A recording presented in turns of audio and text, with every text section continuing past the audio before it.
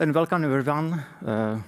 I will start with asking you some questions because this presentation is a little bit of follow-up of some previews. So how many of you have seen the keynote from Paul Santos talking about Project Babylon?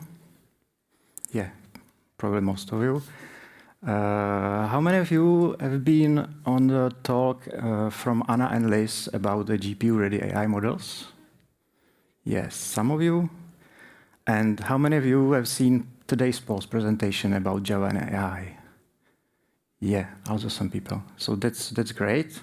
But as I said, this is kind of follow-up, a little bit deep dive. I'll try to show you Babylon from a different perspective. So my name is Adam Sotona. I'm a member of Java platform group at Oracle, and Project Babylon is part of my life for quite some time. So this presentation is a practical case study we did to prove the concept of the code reflection in Project Babylon. If this is going to the right direction, and it ends up in something that you will see in the next couple of minutes. So one of the goals was try to go as far as we can with Project Babylon. So if you can go from Java sources up to the running AI model, and that's exactly on today's agenda. So we will go step by step. I would like you to understand, to take step-by-step understanding how this proceeds. There is no magic behind that. So first, we'll look at the Java code model. It's how it works, how it looks, what does it represent. So you will become a bit more familiar with it. Then we will show what can we do with the model. We'll show it on the partial evaluation transformation. So we'll show the transformation of the model and how they are useful. Then we'll leave the Java space and show you that the code models can model also foreign programming models. In our case, it will be ONNX. If you are unfamiliar with ONNX or with any of the technology, it doesn't matter, and I will try to explain it step by step. So there are several pieces of puzzle we need. I already mentioned the code reflection part of the Project Babylon that enables all the functionality, but it would be not enough to leave Java world. So we prepared Java ONNX script library that will help us with the second half of the path. All this will be demonstrated on 3 examples with increasing complexity. So we'll start very simple. Our first example will demonstrate just the basic code reflection. And but for you who haven't seen yet anything about the Babylon, so let me remind you some details about that. In Project Babylon, we want developers to model Java using all the power of Java, and we don't want them to embed foreign code or write some ugly Java code that would mimic foreign code models, foreign programming models. So the challenge is to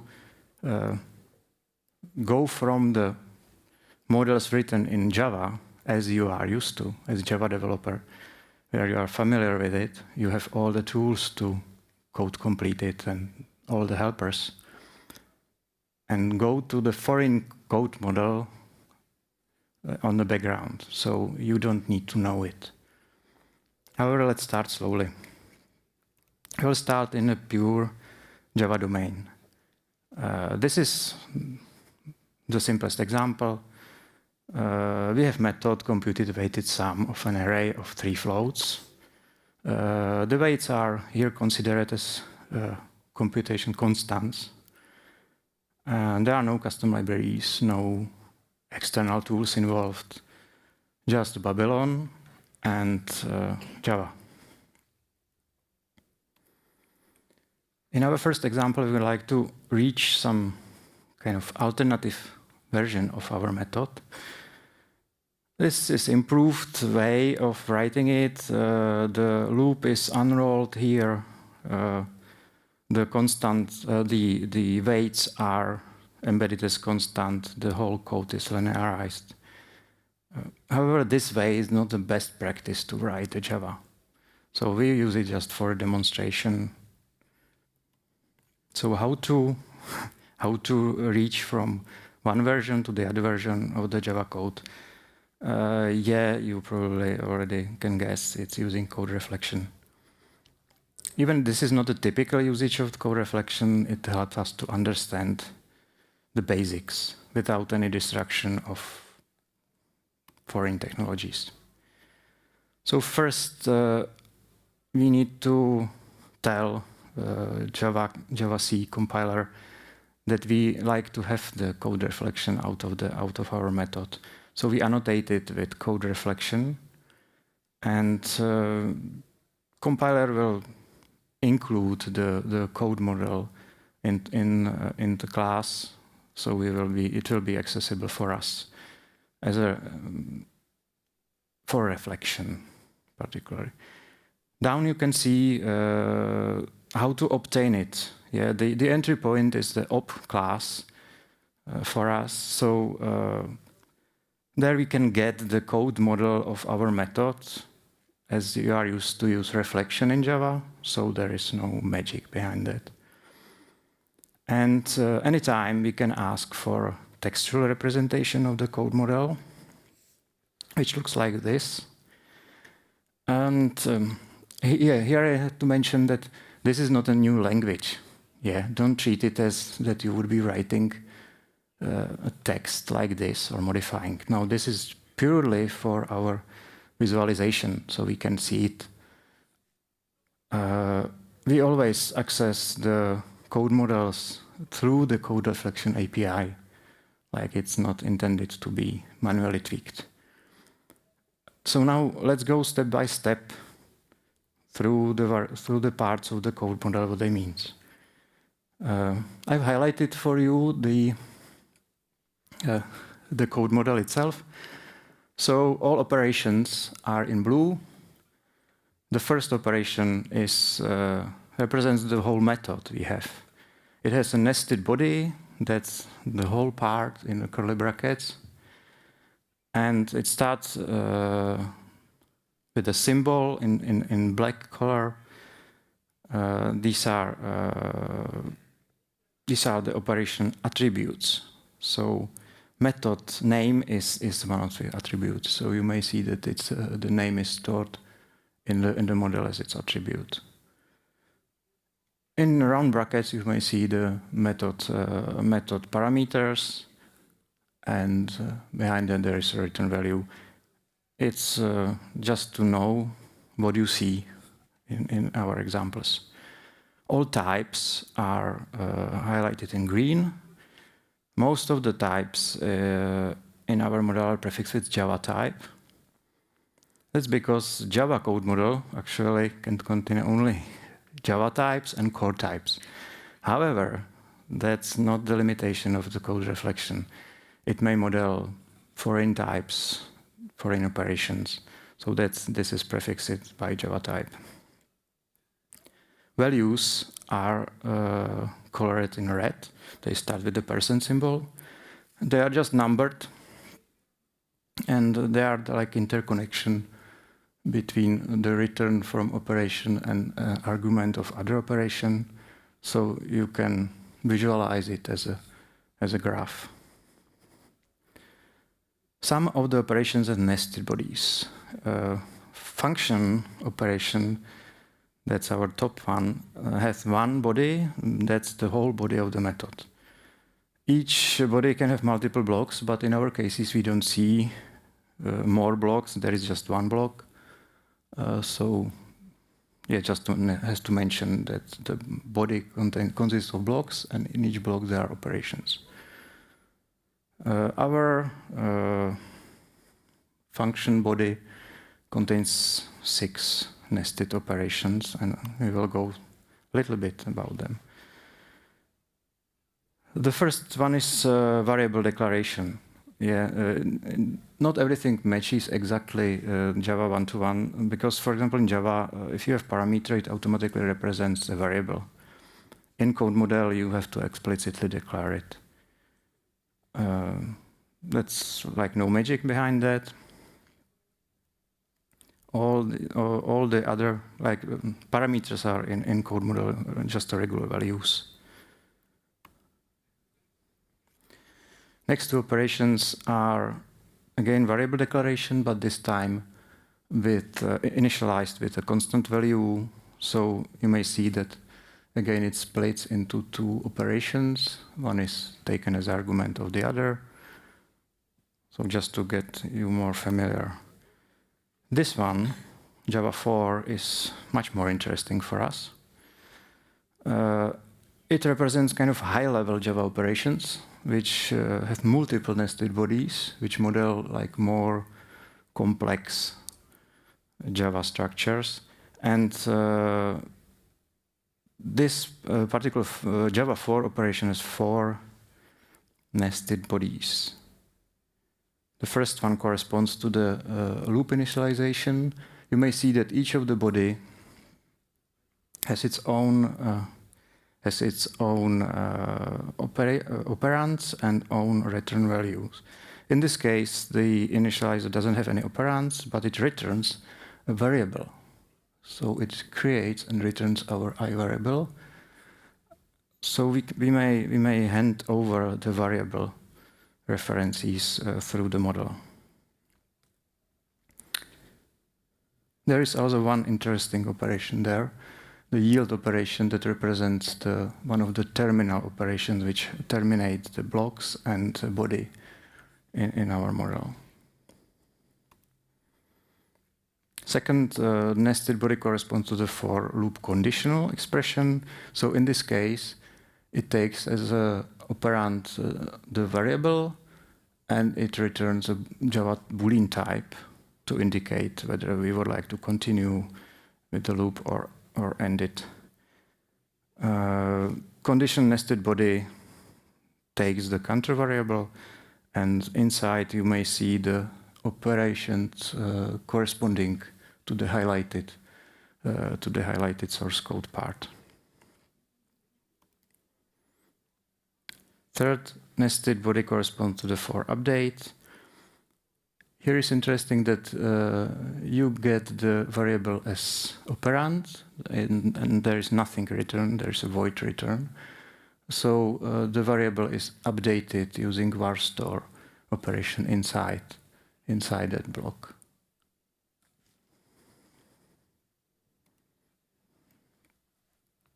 Fourth body, that's actually the main body of our loop that we are interested in.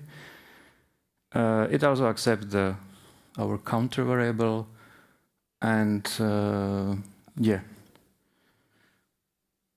There is also one more representative of the terminal operation, that's the Java continue, that indicates that the loop should continue regularly.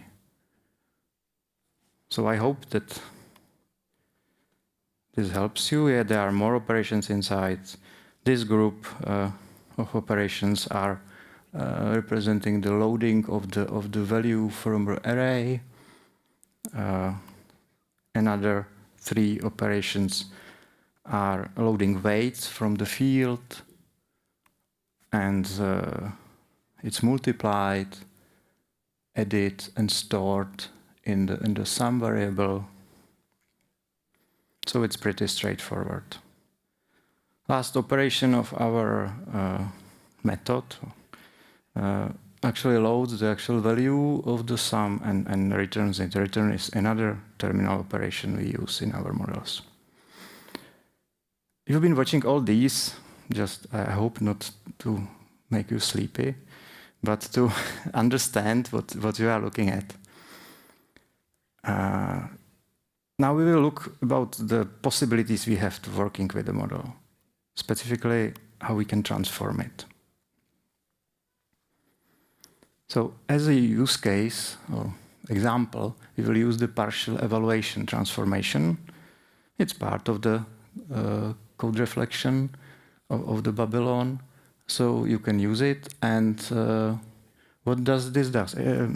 Down you can see how it's invoked, but it may change here. You know, it's evolution of the API, but you technically just pass model to transformer and get back transformed model.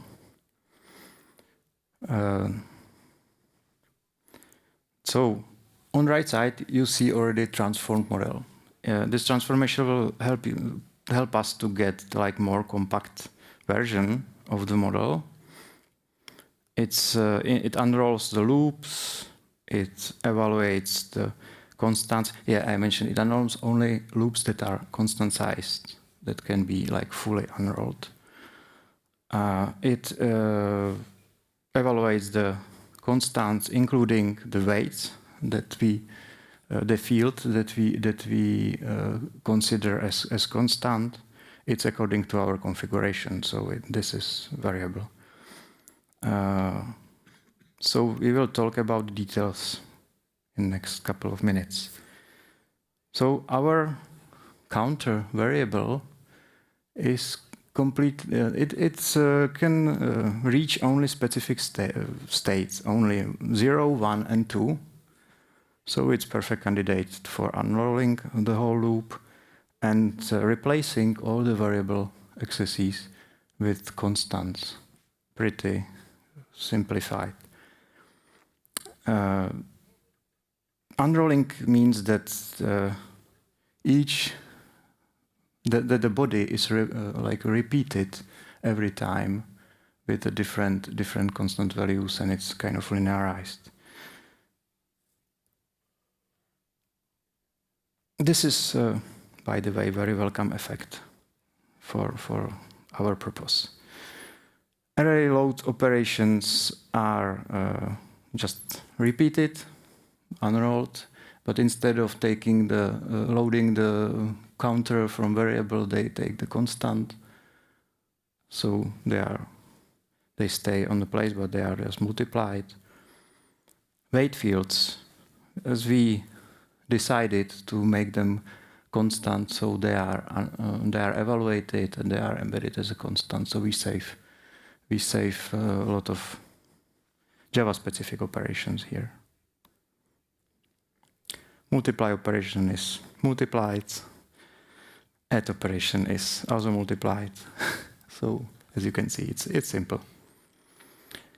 And a very nice side effect of this is not just that we removed all the nested bodies, that we removed the Java for loop, that we flattened the code, but we also removed all the variable use from our model. So it's currently in the SSA form, like single static assignment form of the model. So it helps us to work with it much easier with next steps. So we are done with our first example. It's not magic, because we get a model from our original code that's much simpler. And if we ask for a code reflection model of our alternative version of the source code, we get exactly the same.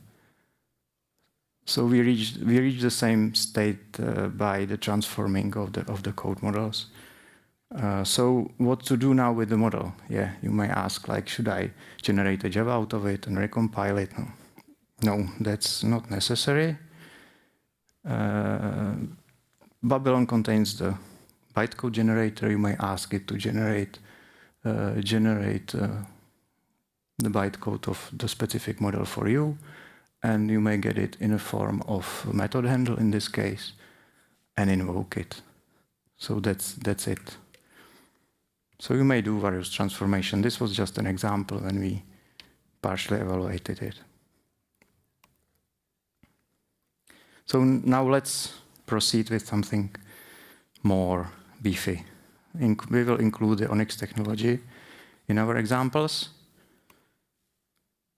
Yeah, how many of you don't know what's ONNX at all? Okay, so ONNX stands for Open Neural Network Exchange. It's kind of open standard for packaging, sharing machine learning models. Think of ONNX as a computational graph that operates with mathematical operations like mat, multiply, add. And it also includes the weights and stored constants. The operations do not work with basic types like floats or ints, but with tensors, which are kind of multidimensional arrays of basic types. Tensors are potentially very huge multidimensional arrays. With large LLM models, they are very huge and there are a lot of them. The whole ONNX model is serialized in a protobuf, according to protobuf schema in a binary form, and then it can be like distributed on various platforms. ONNX runtime is a tool that runtime can accelerate it and run on various platforms, on Linux, on Windows, on macOS. It targets CPUs and GPU versions, so it's kind of generic runtime to run the computation models. Usually the ONNX is product of export from PyTorch or TensorFlow. So it's mostly not directly coded that someone would write, but there is ONNX script where you can create your own graph directly. So we choose this ONNX because it helps us to accelerate the computation model. Because if you start to think about mathematical operations on gigabyte size tensors, we don't want to do it like in a for loops inside JVM. So accelerated model, that's like fundamental core of actually, I think most of the machine learning models today. Maybe there are some exceptions. So yeah, and if you've seen yesterday's very nice talk about math behind AI, so you probably know more than's necessary for this session. So for you, it would be enough to understand that the model is a kind of computation code and weights, including packed and accelerated for computation. So let's modify our previous example just a little bit. Not much big difference. We will replace, we will replace just the basic type with the tensors. And yeah. So what's necessary to do that? The first part of the puzzle you already know, that's a code reflection, but for second part we need to include a custom library, Java ONNX script library.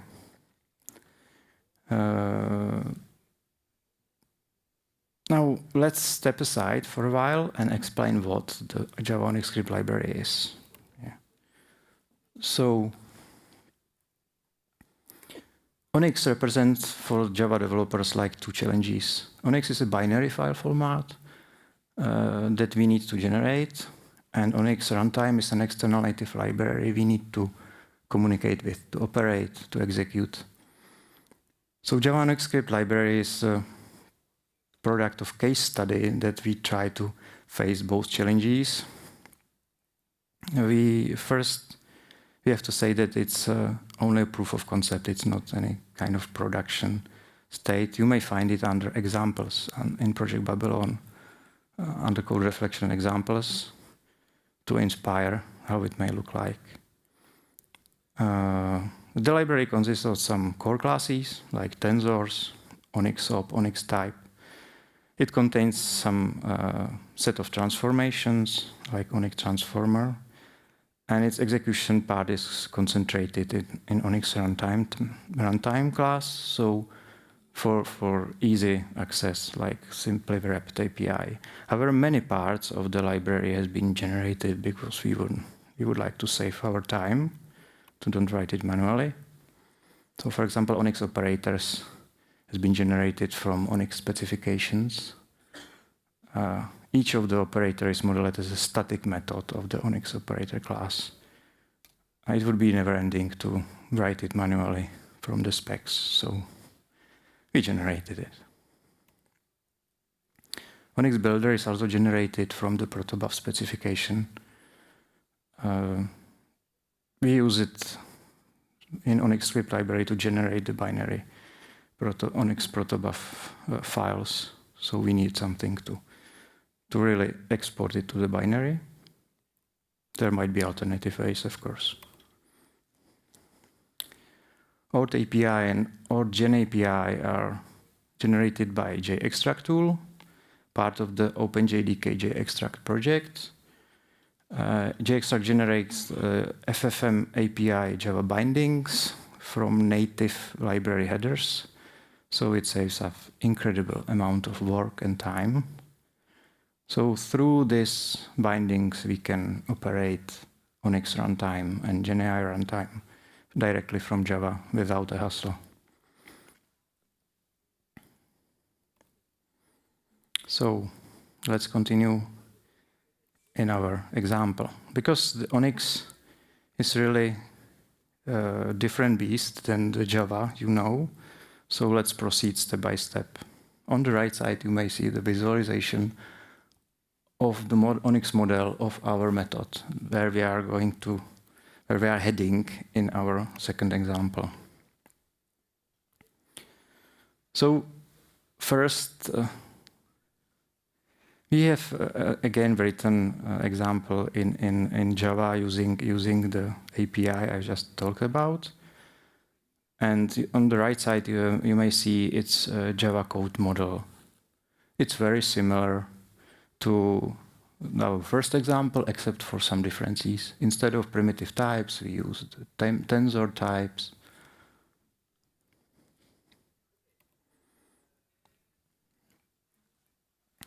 Instead of basic operations, you see method calls to the ONNX operators.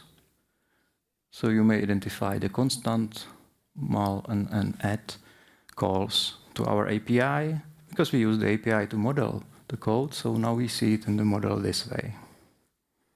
But don't forget, the goal is not to run it through the operators. The goal is to model it and transform it and run it somewhere else.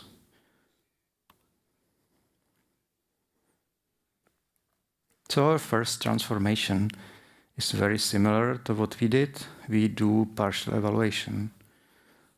On the right side, you may see the transformed version of the model. It's still Java model, but it's just a different form. What we did, we unrolled the loop, as in previous example.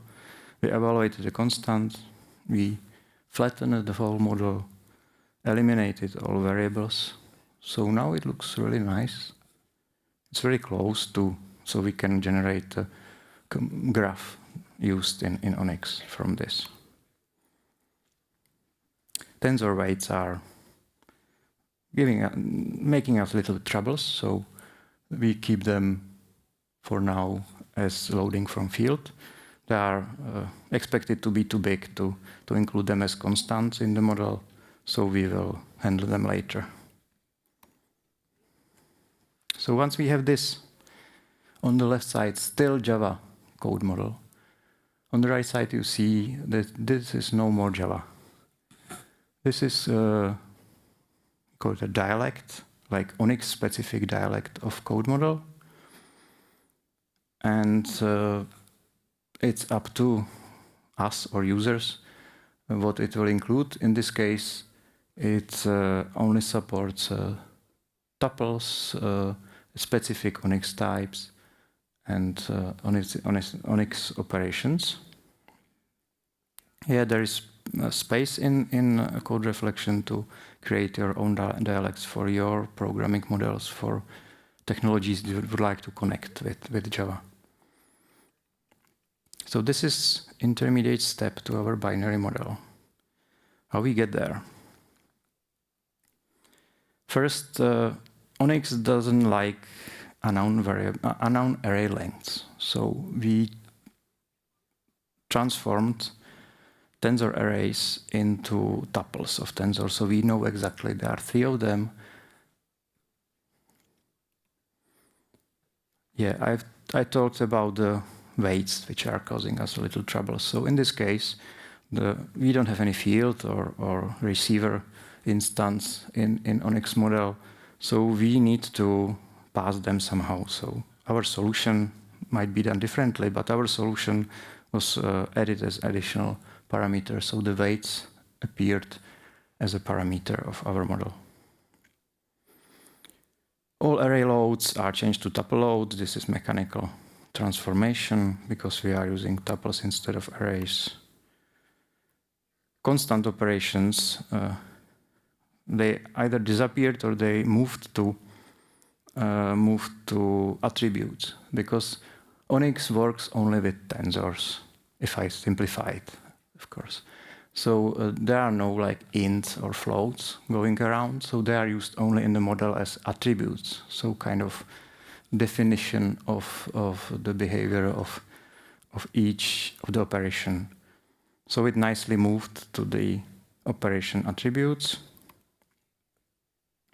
And the Java type tensor that we used to model it, we just change it to transform it to ONNX tensor type with specific tensor element type, which we inferred from the model. Because ONNX is pretty sensitive to know exactly element types inside the model. All the ONNX Java API, ONNX operators, Java API method invocations are transformed to the corresponding constant. So the way we generated it, this is the way we transform it back. So from ONNX operator constant method, you get a constant operator. And the attributes are appropriately set for that. So constant get the value float attribute 0. And that's it. Now we have, there's no magic behind it. Now we have a model that is very close to our target in ONNX. So we may directly generate the ONNX binary from that. We use the parameters and the input arguments. They map to the inputs of the ONNX model graph.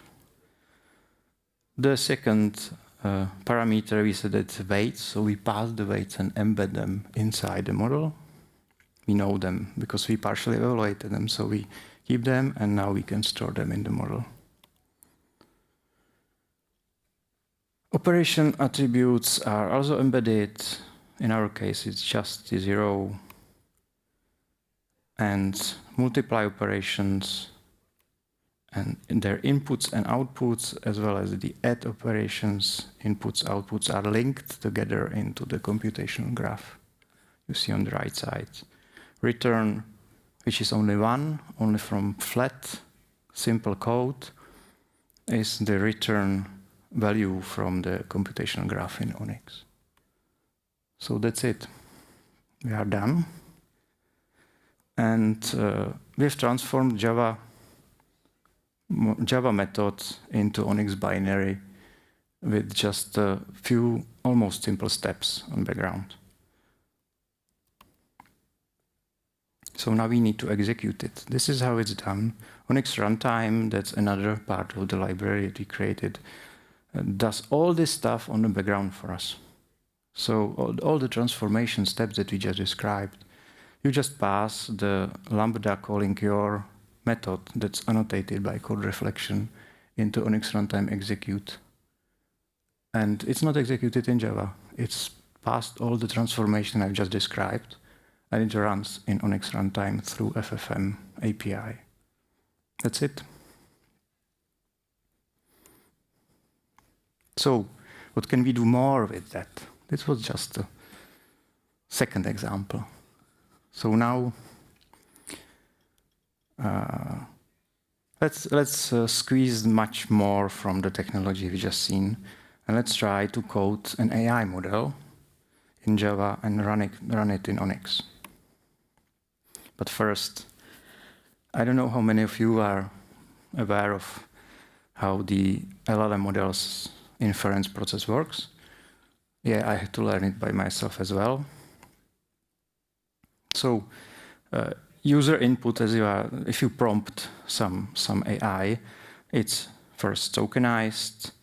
The tokens are converted to their numerical representations in tensors in our case, and the embedding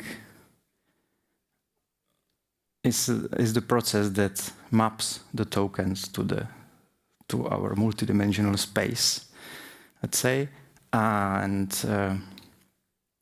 the model that runs the model process produce kind of probability distribution of the next token that's kind of output of the process. It's called logits. I'm not an expert in that, so please correct me if I said it wrong. And there is a sampling which needs to select the best next token based on the probabilities, and it's added to the sequence until there is a decision that the output is complete. So then the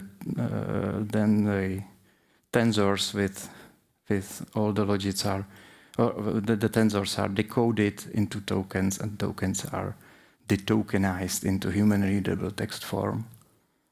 So this is kind of high level structure of the AI brain. However, we are going to focus only on this part, the core part that does the actual thinking. We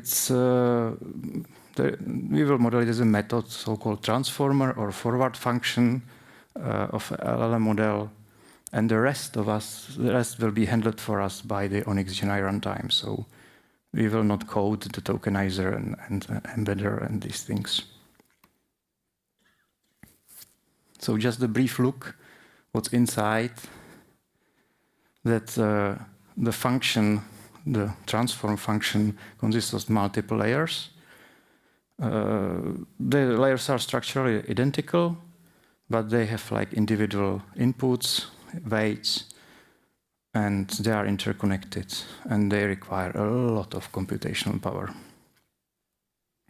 So we are going to enhance our previous example just a little bit, maybe more, to become an LLM model. And this is it.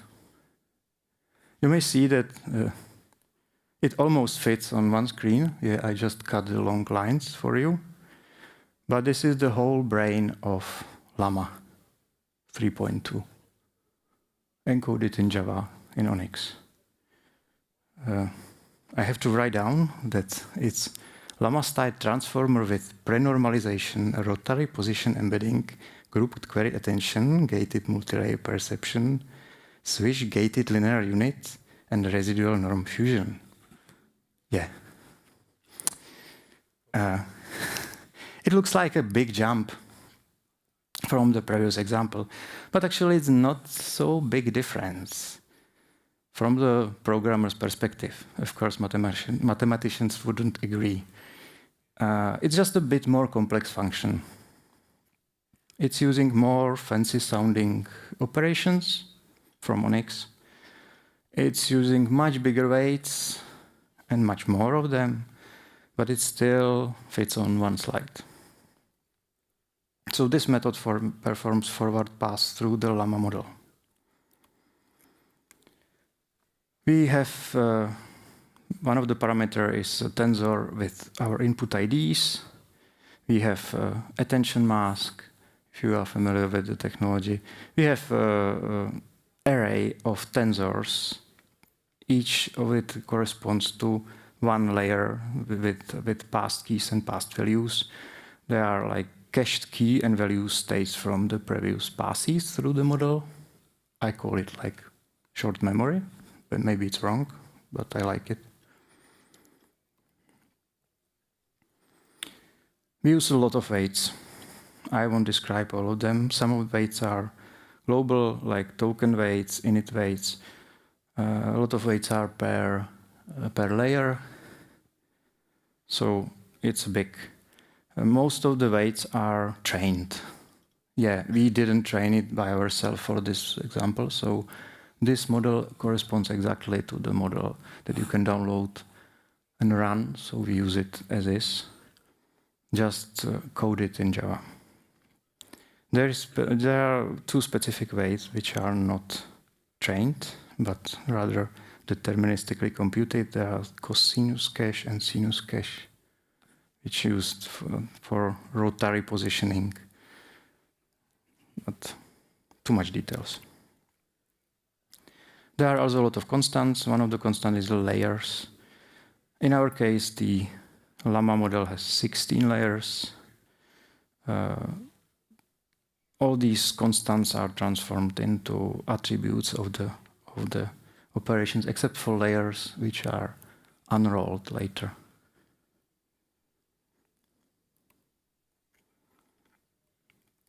There are a lot of fancy ONNX operations used.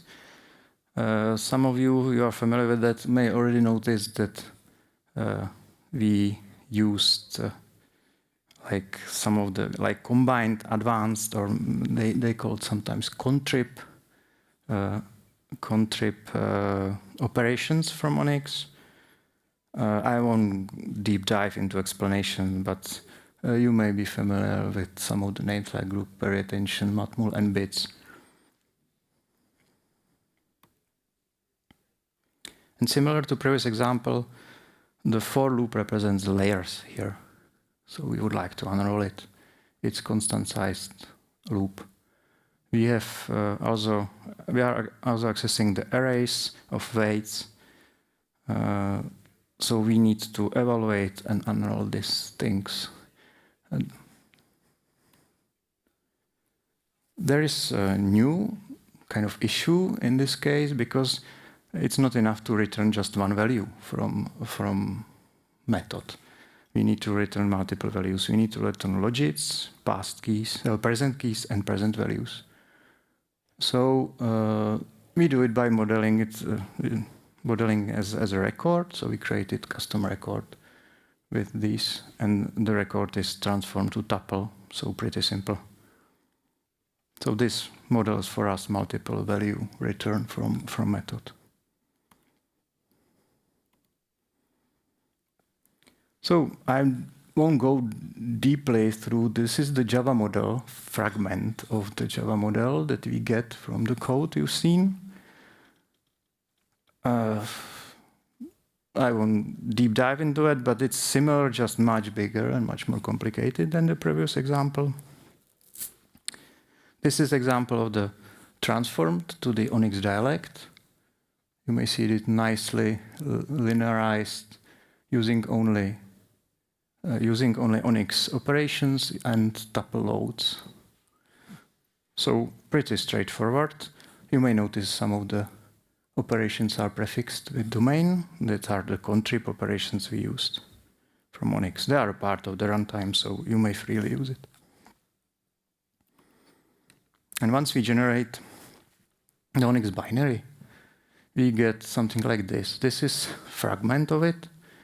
It shows just one of the layer, computation layer of the graph. Yeah, thanks to Netron for visualization of this. Really nice tool. So now I go to the from boring part to the more funny part, so the demo itself, bring the monsters to life. Actually, I've prepared not just one model for you, but already 2 models.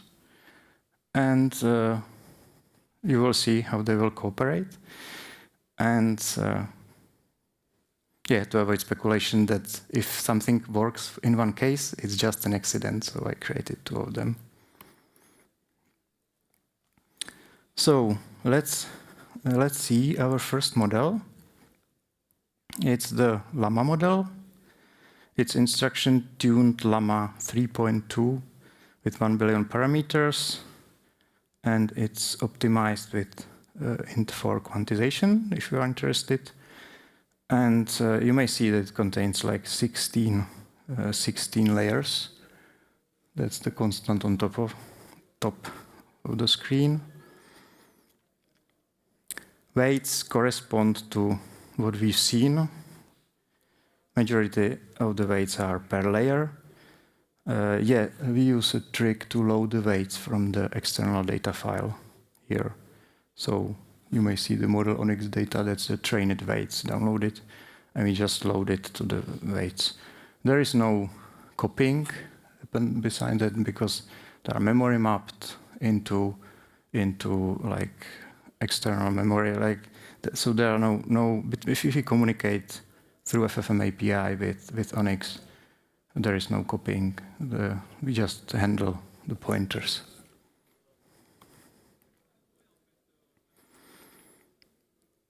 Yeah, trained weights are loaded from the ONNX data file.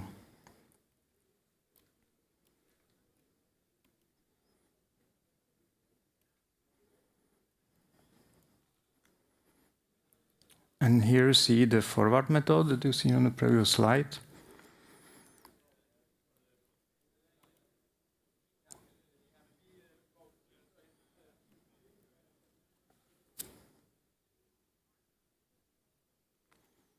You see that that's all. We are on 137 lines of source code. That's completely brain of the Llama model. Not big magic behind that. Maybe the magic is hidden in the weights and training, that's right, but not in the structure and code. The second model I prepared for you is Phi3 Mini. So this is pretty similar, but it has a different number of layers, different weights, different lot of things. So Phi3 has 32 layers, so twice more than the Llama. It's also quantized, and it also can be easily run from my laptop.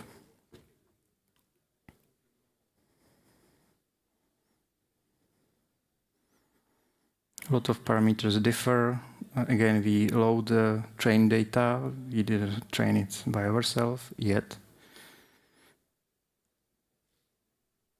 And you may see it looks similar, maybe almost identical. There are not much big differences between these 2 models in the structure, but a lot of differences in details.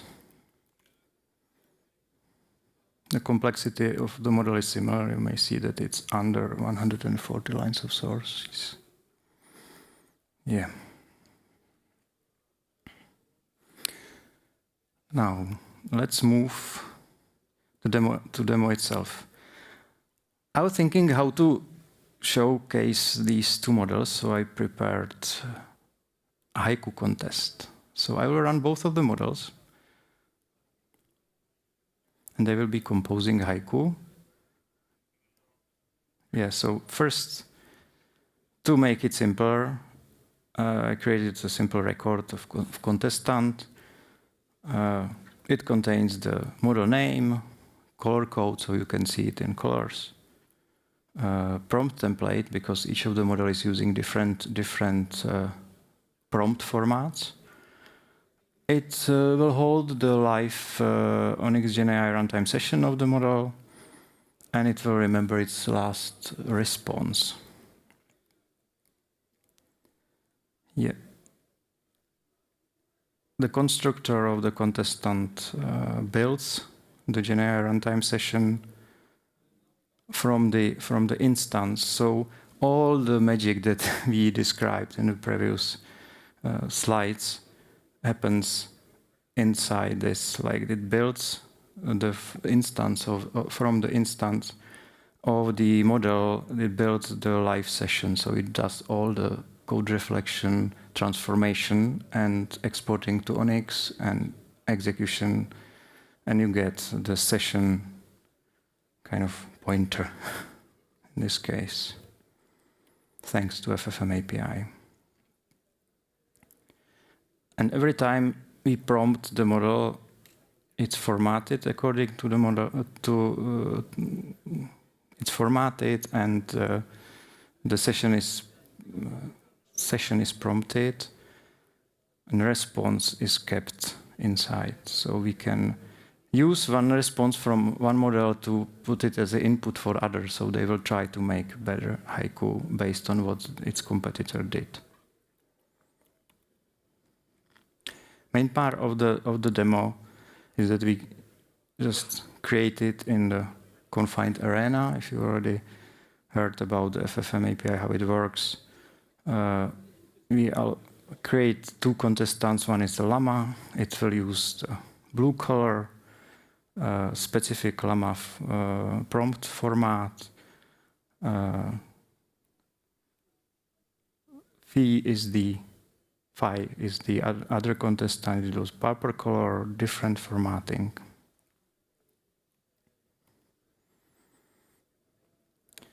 So the main contest starts with the kickoff. And to be more interesting, I added kind of initial contextual information that our ankle's favorite color is blue. And we will test if the models will keep that information through the whole contest at the end. Otherwise, they are instructed that this is a contest. They will take turns to compose haiku, and they're supposed to start writing the first one.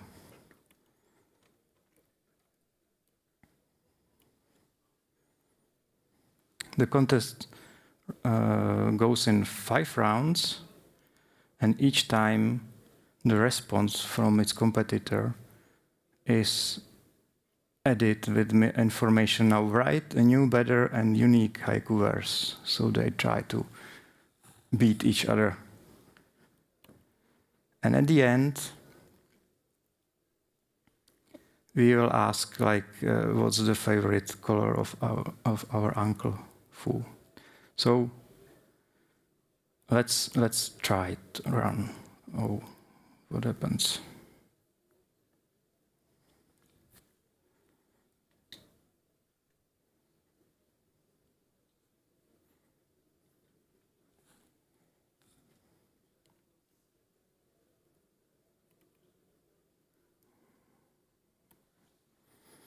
Okay, we'll switch to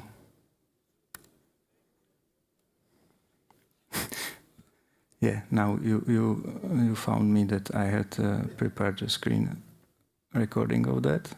Doesn't matter. Here is live. Hopefully it will work the same as the recorded version. So now let's start it.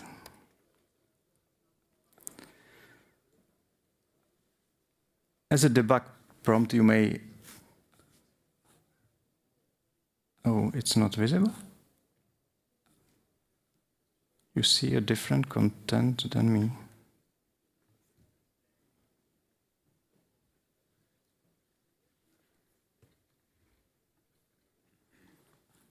There is some technical obstacle because you don't see the output window. Why is that?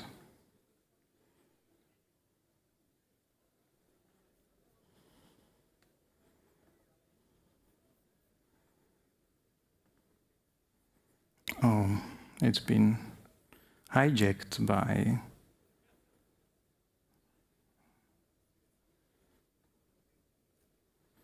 So let's start it again. You may see debug outputs of the models as they appear during the during the generation and transformation process. Now the binaries are composed, and you may see the kickoff round.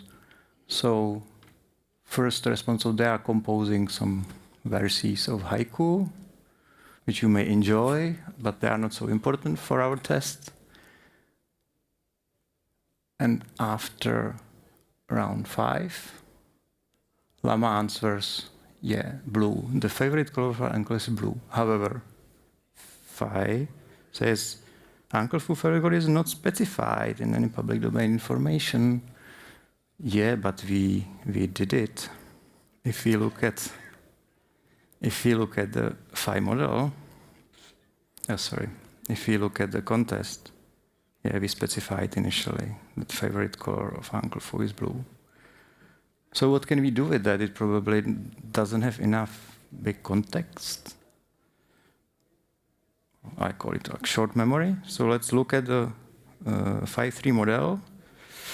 Look at the constants we have, and yeah, we have a context size only 4Ks. That's too small. So during the contest, the information's probably rolled out, and the model just forgot what's been initially told to him.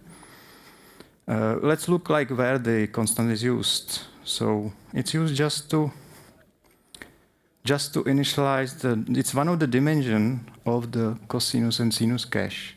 And as I told you, cosinus and sinus cache, it's not trained stuff. They are not trained weights. They are generated. So we may get some better ones. So let's improve the model. I will increase it like 32 times. And of course, I will need to use large cache data. I prepare it, of course. But it's I didn't change any trained weights. I just modified the structure and sinus and cosinus cache of the Phi3 model. Let's try to execute the contest again. Again, it's compiled, transformed, generated.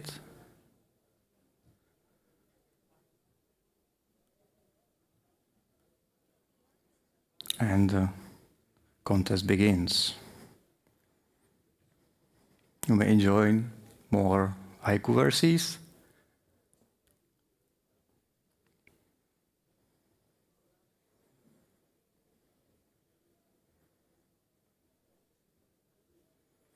And after round 5,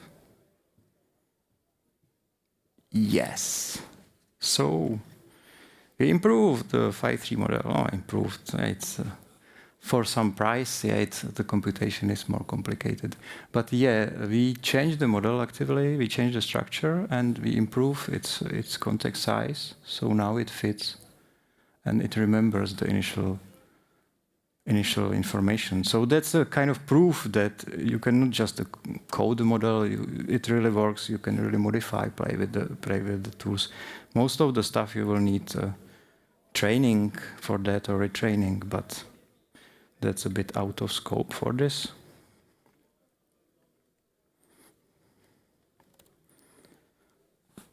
So that's it. That's almost the end of my presentation. Let's summarize just some key takeaways. That we shown the code reflection is very powerful to use Java for modeling like foreign programming models. In our case study, it's been ONNX, but it can be almost anything you can imagine. That you may use the code reflection transformations as small steps to bridge Java to something that's really far from the Java programming model. And each of the steps is not so complex. So it's a very powerful tool to don't necessarily create the moonshots, but increment, like deterministic transformation of your code into something that will compute somewhere else. And the synergy with FFM API is really huge. So if code reflection can help you to model some foreign programming model, so FFM API can help you to run it seamlessly with minimal effort. So from my perspective, Project Babylon opens doors for Java developers to many, many, many domains where Java is not yet so popular or at all available, presented. And just construction of the AI LLM models is just one of the cases. You can imagine many more of such proof of concepts. And at the end, invitation to Java 1, where you may, if you can visit it or maybe later watch the videos. So I'm over time, so thank you.